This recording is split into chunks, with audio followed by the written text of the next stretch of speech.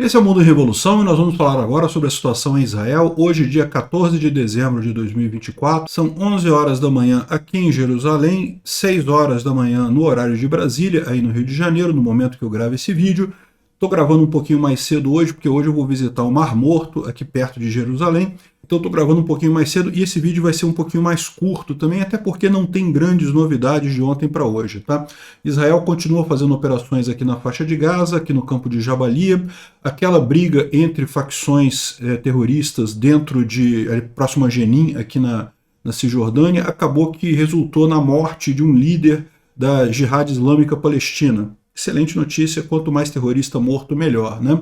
Aqui no sul do Líbano teve mais uma série de operações israelenses aqui, inclusive contra grupos do Hezbollah que estavam ferindo o cessar-fogo assinado na região, né? E, inclusive, há um planejamento de retaliação contra os Houthis, né? Lembra que os Houthis continuam nessa confusão aqui, ainda são também cupinchas lá do regime do Irã, né? E lançaram vários drones contra Israel nos últimos dias. Israel está planejando alguma coisa ali também contra os Houthis. Na questão da Síria, nenhuma grande novidade de ontem para hoje também, a não ser as constatações sobre a perda de influência russa aqui na região e a questão do Al-Jolani, que agora quer ser chamado por um outro nome para parecer mais moderado e coisa e tal. Vamos entender esses assuntos, vamos falar sobre esses e outros assuntos em detalhes. Essas notícias foram sugeridas por Ratos em Fuga para o Seu Ninho em Moscou, Velho Virgem e várias outras pessoas. Obrigado aí a todo mundo que sugeriu notícias lá no nosso site, no wrevolving.com. E obrigado a você que está assistindo o nosso vídeo. Se você gosta do nosso conteúdo, por favor, deixe o seu like e se inscreva aqui no canal, né? Pois bem, começando com a situação aqui em Israel. Ontem o Hamas lançou 2 foguetes a partir do centro da faixa de Gaza em direção ao sul de Israel, tá? E em função disso, aqui, as sirenes soaram em Ashkelon, em outras cidades ali próximas a Gaza. Eu não sei se é isso, tá? Mas ontem eu estava lá em visita ali ao sul de Israel, né, em Netivot, e eu ouvi uma sirene. Pode ser isso, pode ser que eu tenha me enganado também, porque estava bem baixinho e não teve nada, tá? Como eles estão dizendo aqui, não houve reportes de feridos ou danos nesses 2 foguetes lançados, né? E depois disso, Israel determinou que vai fazer uma nova operação aqui na parte central da faixa de Gaza, mais uma região aqui na cidade de Gaza, né? Mais uma área que será ocupada por aqui por Israel. Pediram a evacuação de mais uma região aqui, justamente em função desse lançamento de foguetes. Vai ter retaliação israelense ali, né? Os civis estão pedindo que os civis se movam para outras regiões na cidade de Gaza. E ontem também, quando eu estava fazendo a visita aos kibbutz ali no sul de Israel, também deu para ouvir jatos israelenses e bombardeios na faixa de Gaza que aconteceram ontem aqui, né? Dá para a gente ver aqui essa área toda sendo bombardeada, provavelmente em função desse tipo de operação. E repara que Israel ainda continua encontrando vários lançadores de foguetes aqui na região de Beit Lahia, ali no norte da faixa de Gaza, várias imagens aqui de lançadores de foguetes naquela região encontrados e destruídos pelo exército israelense ali, né?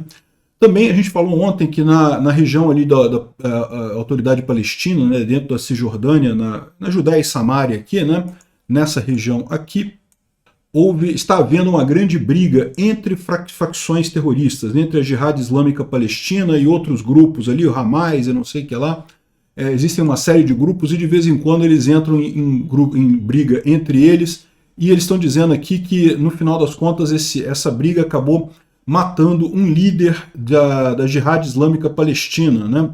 O comandante da Brigada Jenin da Jihad Islâmica Palestina, o Yazid Jaiza, foi morto nessas batalhas, segundo as informações que a gente tem.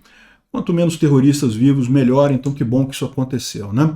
Lá no sul do Líbano, o exército israelense continua encontrando um monte de armas e munições ainda dentro do cessar-fogo, né? Continua fazendo as operações por ali, né? E também fez um ataque contra um grupo de operativos do Hezbollah, numa área ali no sul do Líbano, que estavam violando o acordo de cessar-fogo. Então, como a gente tinha explicado, o acordo de cessar-fogo permite que Israel atinja terroristas do Hezbollah que estejam se movendo ali na região fora do local permitido, então Israel usou esse poder e atingiu esses terroristas do Hezbollah ali no sul do Líbano, né? Agora, uma outra coisa interessante é justamente, houve alguns ataques contra Israel nos últimos dias, inclusive esse ataque aqui no sul de Tel Aviv, que atingiu um apartamento, e eles estão dizendo que esses ataques todos foram feitos por mísseis e drones lançados a partir dos Houthis, a partir lá do Iêmen, né?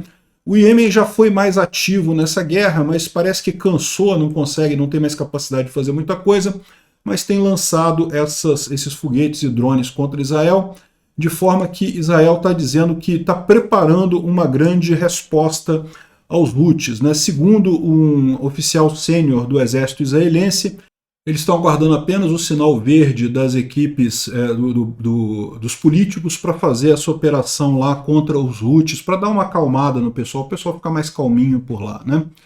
Bom, tem uma notícia interessante também, que as pessoas estão vendo a resiliência de Israel como um fator significativo nessa guerra, né? Em outras ocasiões em que teve conflito com os palestinos, sempre teve a pressão internacional muito forte para Israel parar, e muitas vezes no passado Israel parava. Israel realmente começava as operações, coisa e tal, e parava.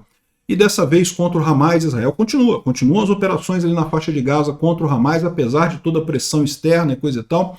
Então isso está sendo visto como um processo de renascimento de Israel, tanto do ponto de vista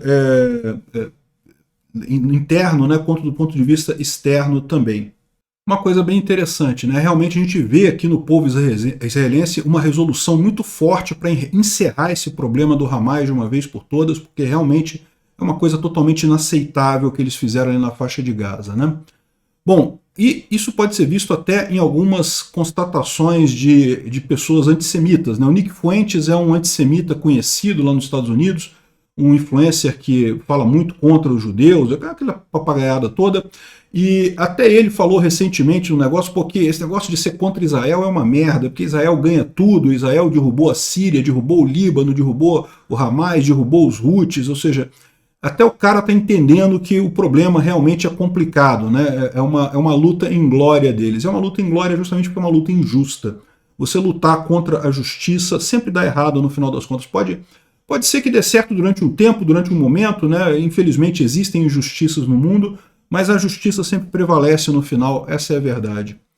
O Bashar al-Assad parece que já voou para Moscou, e segundo o Eli Davi está falando aqui, o Khamenei parece que já está se preparando para fugir também, né? Acho que ele está sendo otimista aqui, está jogando uma coisa mais otimista, mas eu não duvido nada que Israel de fato faça uma incursão contra o Irã em breve, né? A gente falou sobre isso no vídeo anterior.